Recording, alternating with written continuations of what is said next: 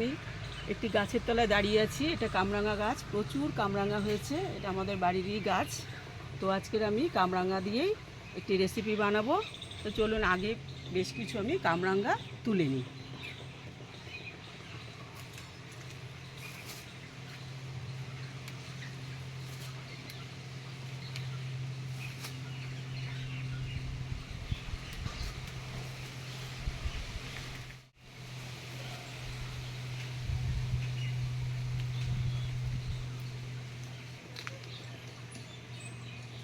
দেখতেই পাচ্ছেন এখানে এক বাটি কামরাঙা আছে। এগুলোকে ভালো করে ধুয়ে রেখেছি। আজকের আমি কামরাঙা মাখা করব। প্রথমে আমি এগুলোকে টুকরো টুকরো করে কেটে নেব।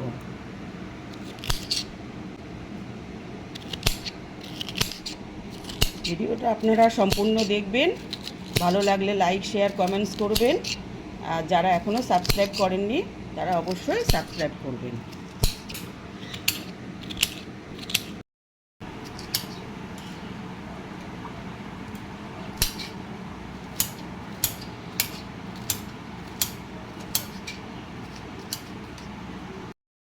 পাচ্ছেন কামরাঙাগুলো আমি টুকরো করে নিয়েছি।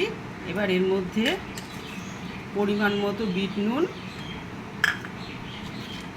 আর যে যেরকম ঝাল খাবেন সে সেরকম এইরকম লঙ্কা আমি থিতো করে নিয়েছি। এখানে আমি দেশি ধনেপাতা পাইনি বলে এই ধনেপাতাটা আমি কুচিয়ে দিচ্ছি। এই যে গন্ধরাজ লেবুর পাতা, এটাকে আমি কুচিয়ে নিয়েছি।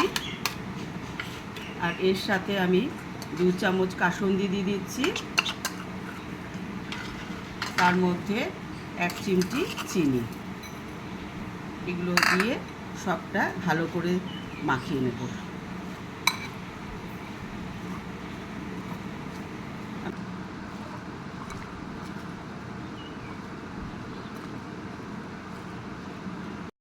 রেডি আমাদের কামরাঙা মাখা। আপনারা বাড়িতে অবশ্যই ট্রাই করবেন। ভিডিওটা সম্পূর্ণ দেখার জন্য অনেক ধন্যবাদ।